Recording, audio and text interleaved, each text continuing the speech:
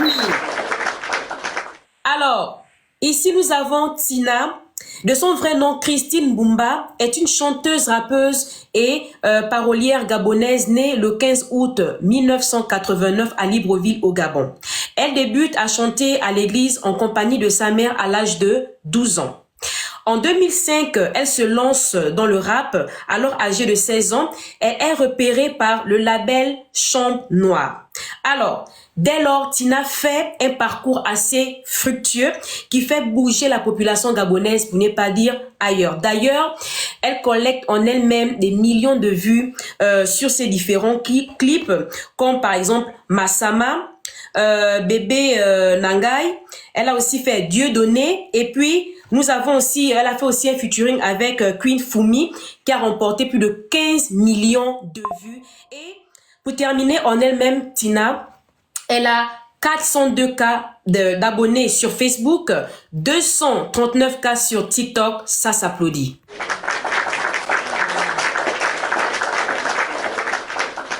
Je vais passer la parole au panel et sur ce, Yann Onivi, le parcours, la musique de Tina. Merci pour la parole accordée. Mais franchement, Tina, c'est quelqu'un de magnifique. J'aime tout ce qu'elle fait. J'aime sa musique. J'aime ce qu'elle dégage. Et je suis fier d'être gabonais comme Tina. Merci. Merci. Bouche pimentée. La musique de Tina.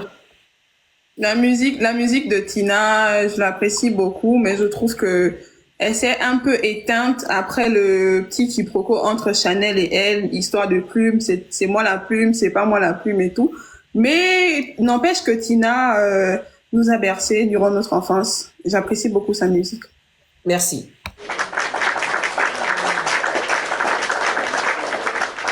Daniel Olivia, on veut entendre ton avis sur la musique de Tina. Est-ce que ça te parle ou tu te dis non, c'est pas le genre de musique qui m'intéresse? Qui peut, on va dire ça comment, qui peut cracher sur la musique de Tina? C'est une grande parolière. Elle écrit très bien, elle rappe très bien, elle chante très bien en tout cas. Big up à elle. Merci.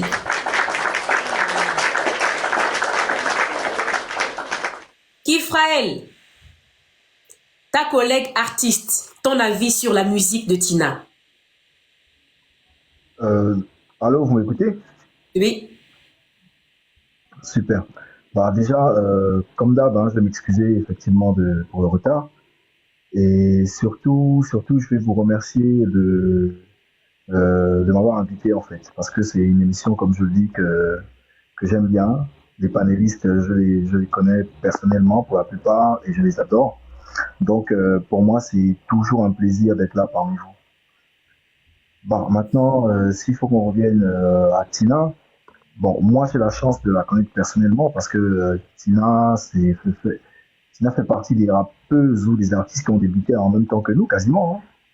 Je pense quelques années après nous, il y a eu des gens comme Tina, justement.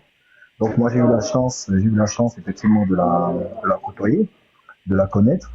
Et je peux dire que je veux dire quoi? C'est que c'est vraiment, déjà à la base, d'abord, eu quelqu'un de bien. Et c'est vraiment un monument, c'est vraiment une personne importante pour la musique, pas seulement pour le hip-hop, mais pour la musique gabonaise. Donc, franchement, beaucoup d'amour pour elle, beaucoup de respect et lui dire qu'elle nous manque et tout, voilà. Merci. Alors, nous avons Gauthier en commentaire qui dit Tina, c'est l'oiseau rare de sa génération. Moi, je dirais aussi que Tina est une pépite, voilà, qui a su nous faire bouger de par sa plume musicale, hip-hop, voilà, que ça soit au niveau du Gabon ou d'ailleurs. Et elle le fait toujours. Et donc, à chaque fois qu'elle fait sortir des sons, ça donne envie d'écouter, elle captive. Et voilà. Donc, moi, ce que je peux souhaiter à Tina, c'est de continuer dans cette lancée.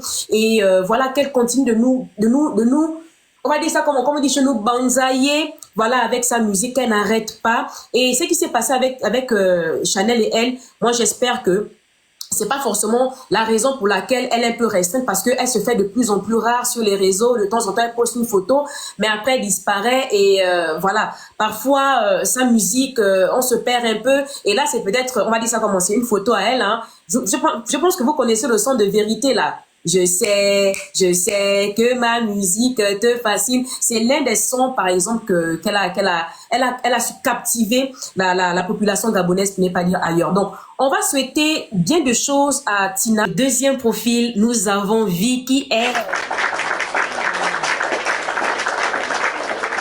Alors, de son nom complet, Victoria Rousselet, je ne suis pas mienne, hein, je vais essayer de bien prononcer son nom.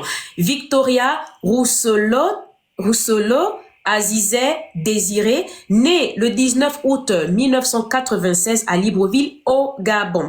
Alors là aussi, nous avons une pépite, c'est une artiste rappeuse, beatmaker franco-gabonaise qui a fait aussi, elle fait aussi de la production au niveau de la production musicale, excusez-moi. Et Vicky, elle a aussi commencé à l'âge de 12 ans, elle a commencé à enregistrer à cause de son cousin, selon les informations que j'ai lues. Elle a commencé à enregistrer dans un studio d'enregistrement et en 2013, elle se fait connaître avec son single Lego. Je ne sais pas si vous connaissez le son de Lego. Lego. Ça fait bouger la population gabonaise. Et franchement, vous pouvez regarder par exemple en image. Et donc, voilà aussi une pépite qui évolue en Europe, notamment en France. Elle collecte aussi des milliers de vues sur ses clips. Notamment, elle a fait aussi un concert à Paris. Et je pense que c'était l'année passée et c'était vraiment un succès. Donc, c'est un chapeau, c'est aussi une pépite au niveau du Gabon, mais je trouve quand même qu'on ne parle pas trop d'elle. Et en elle-même, elle a 58K d'abonnés sur Facebook. Bon, je ne sais pas si est-ce que c'est le fait, peut-être que elle n'est pas trop suivie par la communauté gabonaise au Gabon, je ne sais pas. Pour cela, je vais passer la parole à Bouche Pimentée. Qu'est-ce que toi tu en penses du rap de Vicky? Ben, après, Vicky, depuis effectivement le dernier son qui nous a tous fait vibrer, et des jambes et aussi, voilà un peu, parce que Lego, ça se dansait avec les jambes à l'époque et tout. Mais je sais pas si c'est peut-être personnel, mais elle est beaucoup dans son coin, on va dire. Peut-être qu'elle essaie de plaire à la communauté, la diaspora et tout le reste, d'où elle n'est peut-être plus trop à la mode du côté de la communauté gabonaise vivant un peu, on va dire quoi, au Gabon. Mais depuis là, c'est vrai que j'ai pas entendu parler d'elle. D'accord, merci. Alors, excuse-moi, Daniel. Bah, Vicky, moi j'aime bien, surtout son son qu'elle a fait avec le collectif Les Autres Filles, là, où il y avait, comment elle s'appelle, les autres filles, là? En tout cas, il y a un son qu'ils ont fait là, j'ai bien aimé. Mais sinon, sa musique, en vrai, je vais pas faire genre, j'aime sa musique, je l'écoute tellement en passant, en fait. Je suis pas le public visé par sa musique. D'accord, merci.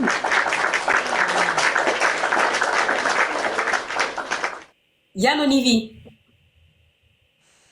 Alors, Vicky, très talentueuse, mais malheureusement, moi, j'accroche pas avec sa musique. Moi, ça me parle pas, mais je ne remets pas en cause son talent. Elle a des bonnes performances. J'ai vu une vidéo et tout où elle prestait, je crois, ici en... Là, je suis pas en France, excusez. Elle prestait en France. Et elle a son public, voilà, son public français, pas trop gabonais, parce qu'elle a son style particulier. Mais voilà, ce que j'ai à dire par rapport à Vicky. Très talentueuse, mais moi, ça me parle pas. D'accord.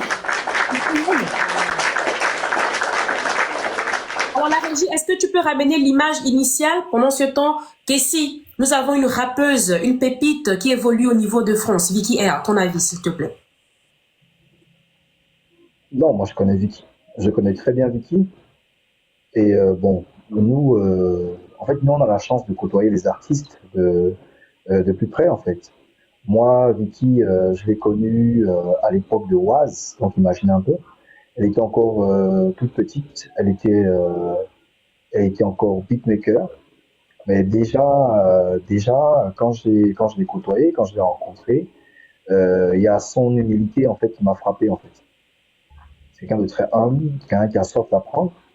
Et ce qui fait que quelques années plus tard, quand je l'ai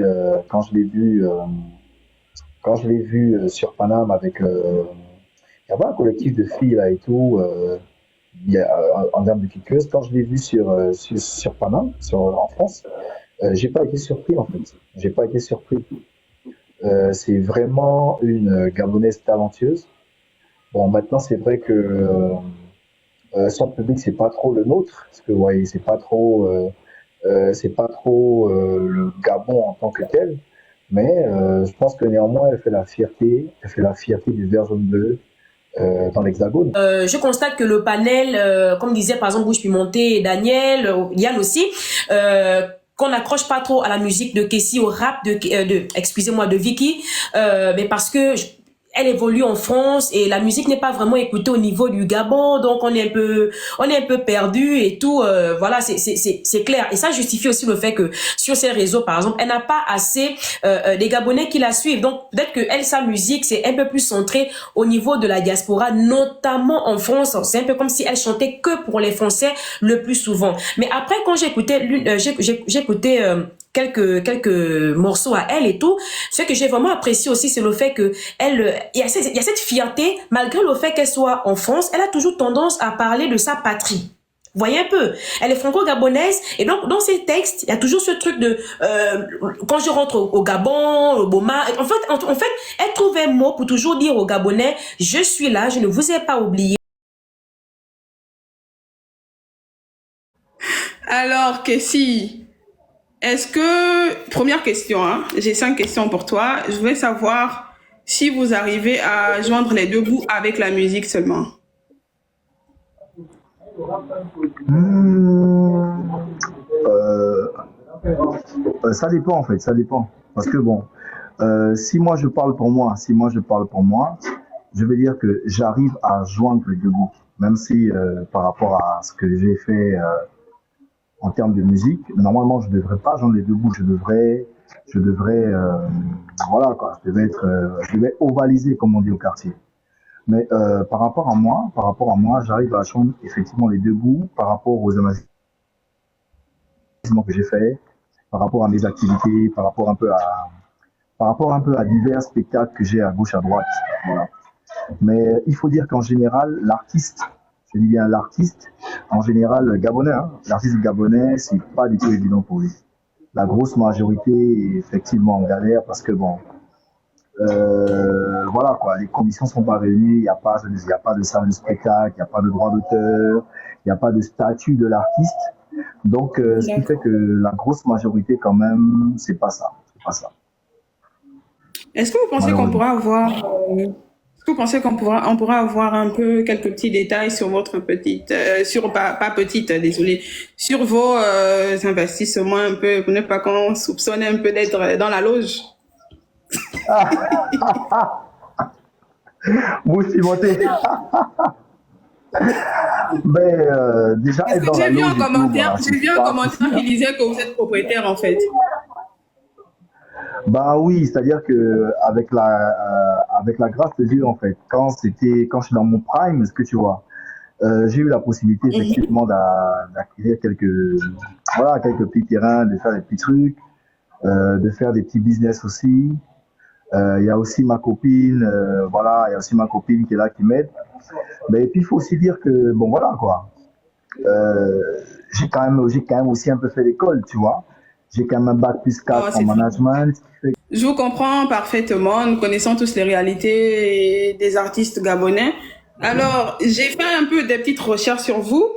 Vous allez m'excuser. Mais j'ai vu quelque part une petite photo de vous avec mannequin potelé sur Facebook. Alors, j'aimerais bien savoir c'est quoi votre type de relation en tant que... Voilà. bah, bon, je vais vous raconter l'histoire de la photo en fait. C'était D'accord. il y a 2 ans, hein, 2 ans, donc 2 ans. C'était en plein Corona et tout, donc je pense que c'était MHL qui avait un showcase dans une boîte de la place. Donc moi, Amelem, Doman, on est allé le soutenir. Et quand on est rentré dans la boîte, on a trouvé Mannequin Potelé avec ses amis. fille. Bon, maintenant, lui, je sais pas que s'il faut dire lui ou elle, je sais pas. Bon, bref, moi, ça me dérange pas. C'est-à-dire que bon, il s'est rapproché de nous. Ah oui, grand, j'aime bien ta musique et tout ça. J'aimerais faire une photo, tu vois.